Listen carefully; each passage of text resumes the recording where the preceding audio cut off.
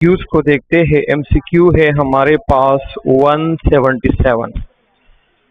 MCQ है 177। A group of children from that school dash not being cooperative. अब यहाँ पर आपके पास first of all you have to go for the real subject कि हमारे पास रियल सब्जेक्ट कौन सा है।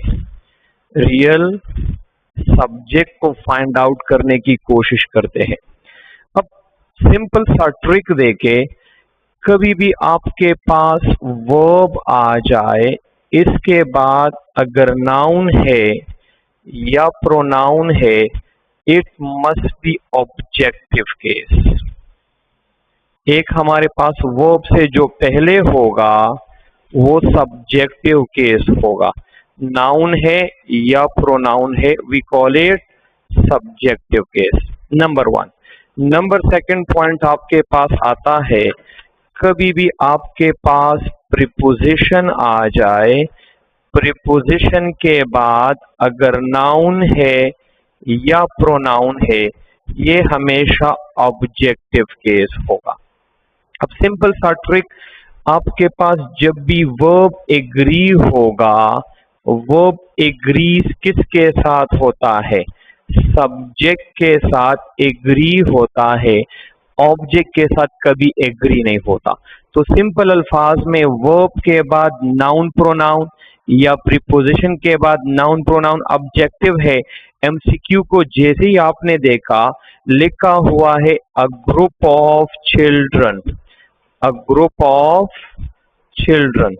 अब दूसरा पॉइंट आपके पास निकला कि जब भी प्रीपोजिशन आ जाए, मोस्ट ऑफ द टाइम अगर नाउन है या प्रोनाउन है, ये आपके पास plural, not all the time, most of the time अगर ये काउंटेबल है, नाउन और प्रोनाउन, क्या नाउन आपके पास कौन सा हो?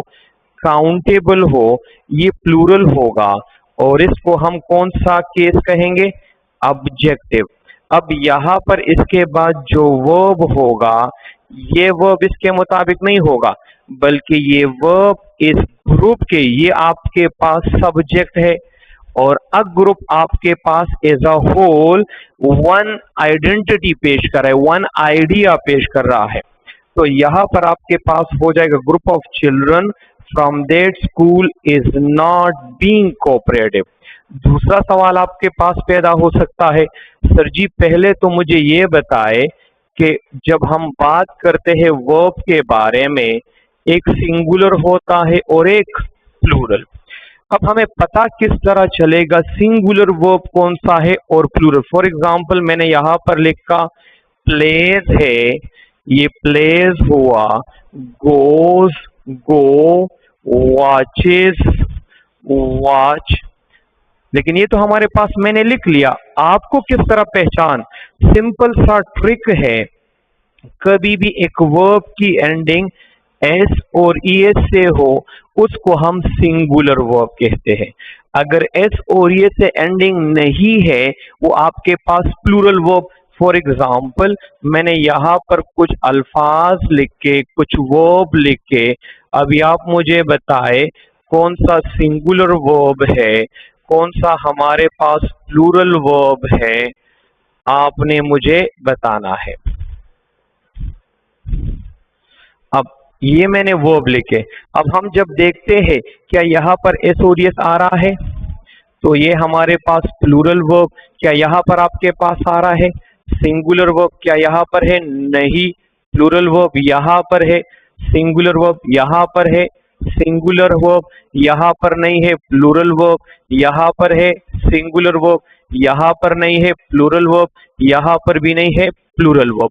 अब पॉइंट नंबर वन हुआ, तो हमारे पास या तो लगेगा इज या हैज। दूसरा पॉइंट, कभी भी आपके पास हैव है या हैज है या आपके पास हैड है, अगर इसके बाद कोई वर्ब होगा, वो हमेशा थर्ड फॉर्म ऑफ वर्ब होगा, हमेशा के लिए थर्ड फॉर्म। अब यहां पर क्या लिखा है? नॉट बीइंग, आईएनजी फॉर्म है। थर्ड फॉर्म नहीं है, that is why option number D गलत है। एक हमारे पास सिंगुलर वर्ब रह जाएगा, that is option number A is the right one. Next one है 178, $20 is not a lot of money these days. अब इसमें लोग गलती बहुत ज्यादा करते हैं। लिखा हुआ है, मैंने लिखा मार्कर्स इज या आर मिसिंग। देखिए अब मेरे पास मार्कर्स हैं, एक मार्कर है तो मैं कहूंगा अ मार्कर इज मिसिंग। अगर ज्यादा है तो मैं क्या कहूंगा, मार्कर्स आर मिसिंग। अब सवाल यहां पर है, मैंने अगर लिखा $20, अब यहां पर सवाल पैदा होते हैं, सर मुझे ये बताए तो $20 तो प्लूरल है, दिमाग में आता है ना। अगर $1 है तो एक हुआ, $20 है तो डायरेक्टली स्टूडेंट कहते कि ये तो प्लूरल है, इसके साथ वर्ब प्लूरल लगाओ। नो, गलत कंसेप्ट है, this is totally wrong concept. पहले तो ये जानना चाहिए कि हमारे पास एक होता है रुपी। रुपी हमारे पास काउंटेबल है या अनकाउंटेबल? शाबाश, अनकाउंटेबल या काउंटेबल? शाबाश। रुपी को हम रुपीज कर सकते हैं या नहीं कर सकते? जिसका प्लूरल फॉर्म होगा उसको हम क्या कहते हैं, काउंटेबल। अब देखिए सिंपल सा ट्रिक, अगर हम मनी को ले ले ये अनकाउंटेबल होगा, लेकिन अगर मनी में आपके पास डिफरेंट करेंसी आ जाए, टिक्का, यूरो, डॉलर, रुपी या कोई और, तो हमारे पास काउंटेबल कैटेगरी में आ जाएगा। अब 20 है, ज्यादा है, मैंने मान लिया, लेकिन यहां पर आपके पास एक ट्रिक है, एंड दैट इज, मैंने बताया भी था कि हमारे पास एक फार्मूला है, दैट इज वादो से पहले एक फार्मूला है, उसमें आपके पास वेट, एज, आपके पास हाइट, डिस्टेंस, स्पीड और परसेंटेज। सिंपल सा दोबारा बताता हूं, कभी भी आपके पास यहां पर आ जाए $20 या डॉलर आ जाए और या आपके पास मनी आ जाए, आपने यहां पर अगर एज अ होल किसी जगह पर रखे है, एज अ होल और या डिवाइडेड, अगर एक साथ है उसके साथ आपने सिंगुलर वर्ब का इस्तेमाल करना है। अगर डिवाइडेड है उसके साथ सिंपल सा एग्जांपल है, मैंने कहा कि $200 आर इन माई बैग या इज इन माई बैग। अगर एक साथ हो तो सिंगुलर वर्ब होगा। मैंने कहा कि $300 इज इन माई पॉकेट, लेकिन अगर मैं कहूं $300 is in my pocket and bag, मतलब कुछ मेरे जेब में है, कुछ पॉकेट में है। अब यहां पर डिवाइडेड हुआ, कुछ एक जगह पर है, कुछ दूसरी जगह पर है। तो यहां पर आपने समझना है, अगर एक जगह पर है, वन प्लेस में है, तो आपके पास सिंगुलर वर्ब लगेगा। अगर डिवाइडेड है, प्लूरल लगेगा। फॉर एग्जाम्पल मैं आपको एक सिंपल सा और एग्जाम्पल देता हूं, डिस्टेंस। मैंने लिखा डिस्टेंस, मैंने लिखा, आपको कहा ना वादो से पहले डिस्टेंस डी, वादो डी, डिस्टेंस आता है। अब डी को देके मैंने कहा 20 kilometres is easy to cover on foot.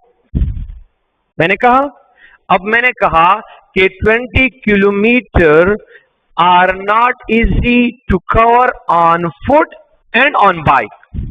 अब जब दो हो जाए, फॉर एग्जाम्पल एक चीज पे है, अब 20 kilometre is easy to cover on bike, लेकिन अगर दो हो जाए तो फिर आपके पास आर। अब मनी यहां पर सारा है, डॉलर सिर्फ एक जेब में है, आपने इसको एज अ सिंगुलर लेना है।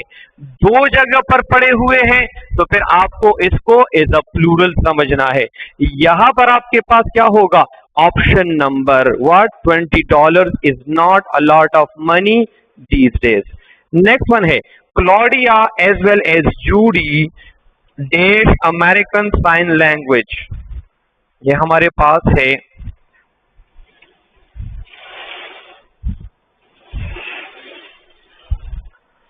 सिंपल सा, यहाँ पर आपके पास लिखा हुआ है नाउन वन जब आ जाए या प्रोनाउन वन आपके पास आ जाए as well as noun two या pronoun two, as well as की जगह टुगेदर विद भी हो सकता है, आपके पास अलोंग विद भी हो सकता है, आपके पास लाइक भी हो सकता है, आपके पास अनलाइक भी हो सकता है।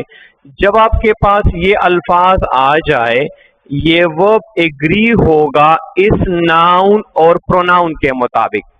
अब हमें बताया जाता है कि सिर्फ नाउन, नो प्रोनाउन भी आ सकता है। मैं एक एग्जांपल लिखता हूं कि आपको क्लियर हो जाए।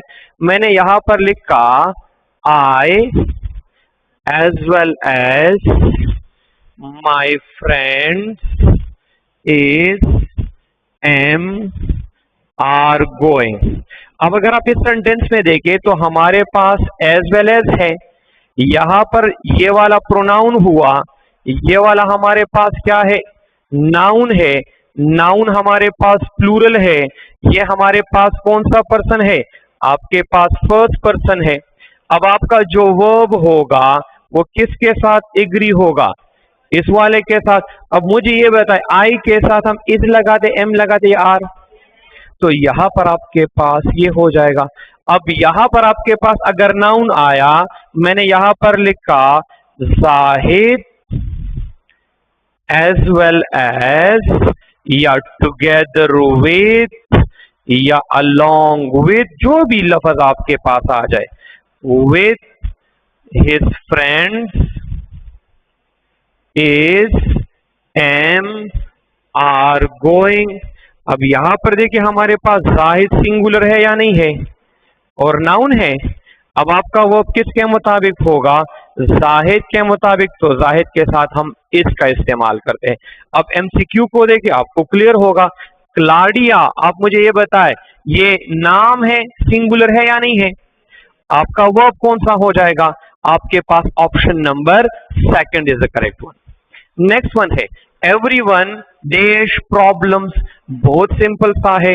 कभी भी आपके पास अल्फाज आ जाए जिसमें आपके पास है ईच, एवरी, वन, या किसी लफ्ज की एंडिंग वन से हो या बॉडी से हो या थिंग से हो, ईच, एवरी या कोई लफ्ज वन से एंडिंग हो, for example no one, anyone, someone, everyone, somebody, anybody, nobody, everybody, something, anything, nothing, everything। तो याद रखिए ये हमेशा आपके पास सिंगुलर होगा और इसके साथ जो वर्ब होगा इट मस्ट बी सिंगुलर। अब यहां पर गलती हम क्या करते हैं, अब यहां पर तो आपके पास ऑप्शन ठीक हुआ, एवरीवन हैज प्रॉब्लम्स, ठीक है। प्रॉब्लम हम क्या करते हैं, गलती करते हैं क्या, कभी भी आपके पास ईच आ जाए, ईच के बाद नाउन होगा सिंगुलर और वर्ब आपके पास होगा सिंगुलर, ये पॉइंट नंबर वन।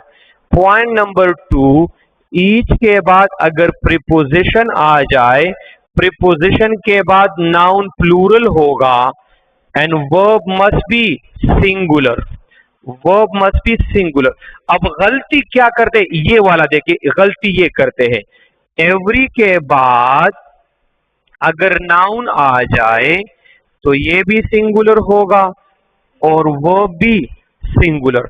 अब कुछ चीजें इस तरह लिखी गई है, एवरीवन, एवरी के बाद अगर प्रीपोजिशन आ जाए और फिर नाउन आ जाए, ये स्ट्रक्चर गलत है, basically this structure is wrong, लेकिन लोग इसको लिखते हैं एवरी ऑफ द स्टूडेंट्स, गलत है, एवरी स्टूडेंट कहेंगे, एवरी के बाद ऑफ और फिर नाउन नहीं आ सकता।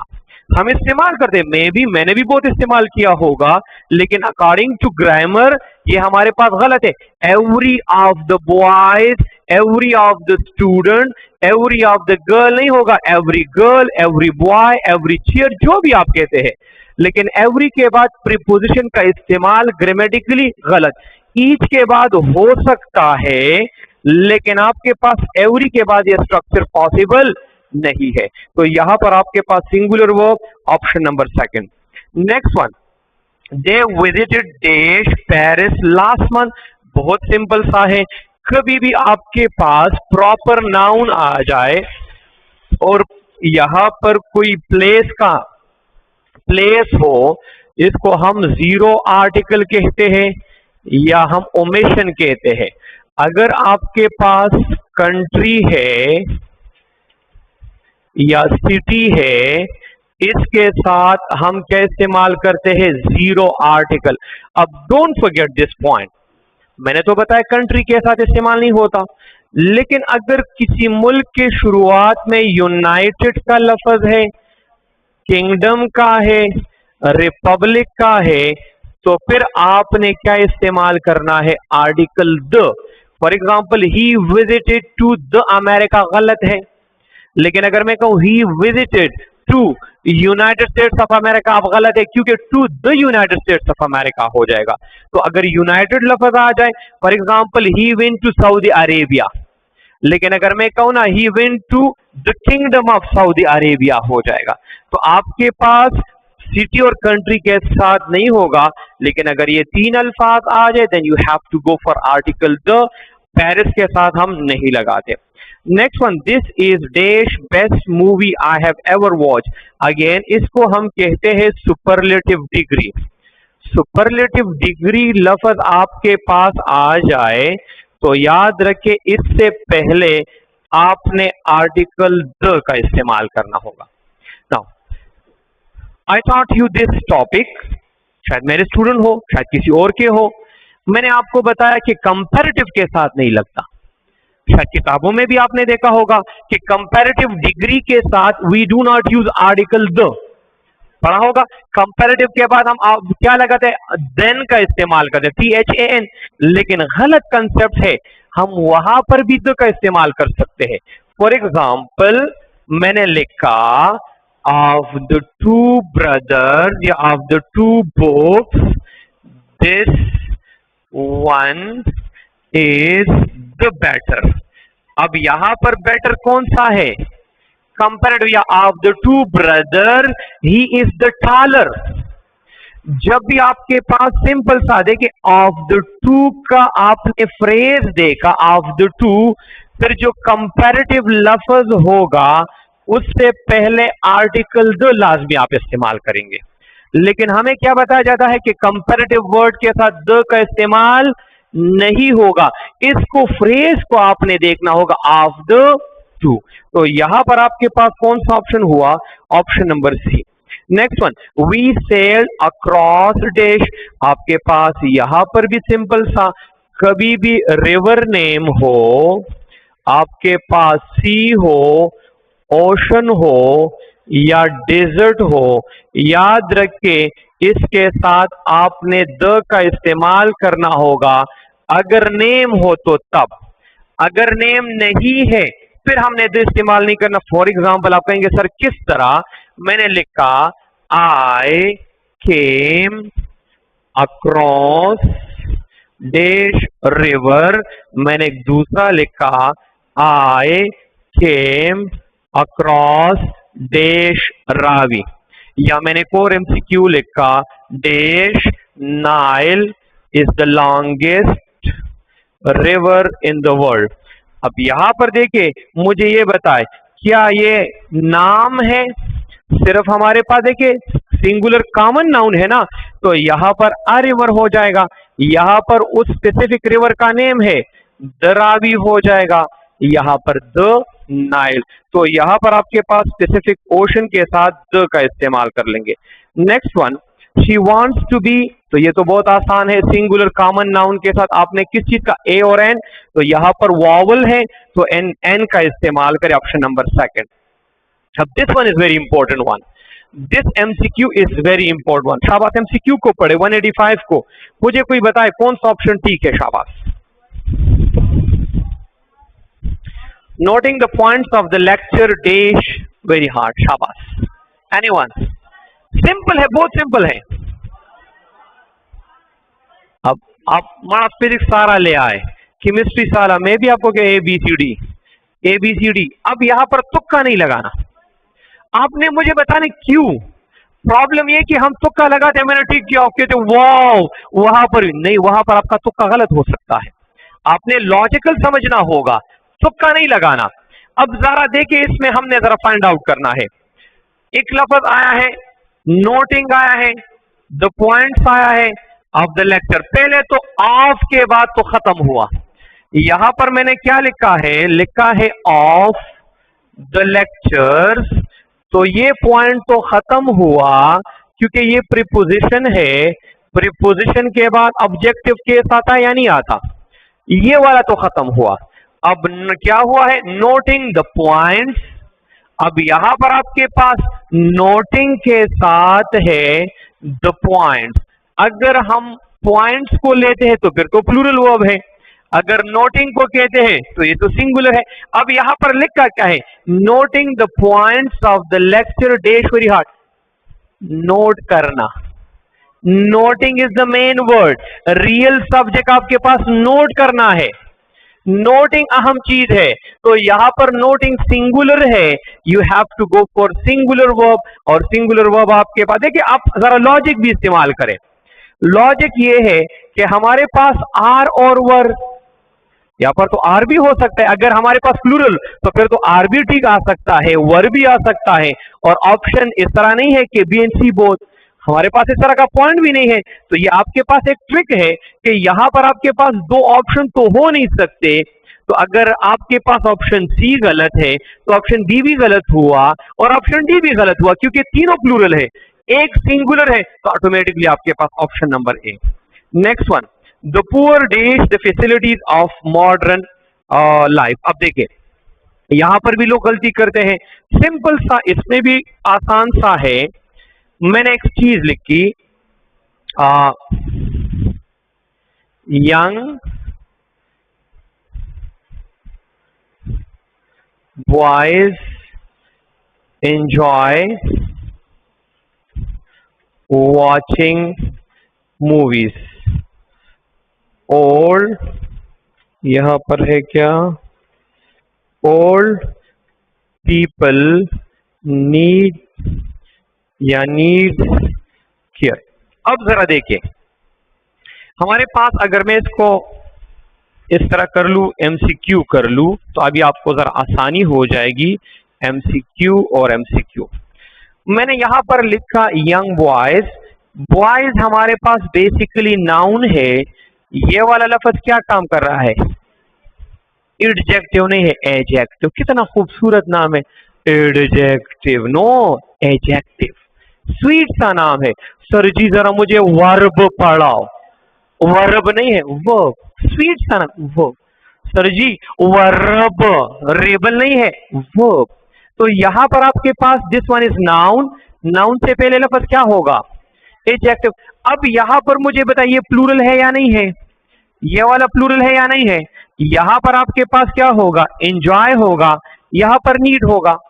अब कभी कभार हम इस तरह करते हैं कि इस नाउन को खत्म करके, इस नाउन को खत्म करके इस एडजेक्टिव को सब्जेक्ट बनाते हैं। जब एडजेक्टिव को सब्जेक्ट बनाएंगे ये हमेशा प्लूरल कंसीडर किया जाएगा।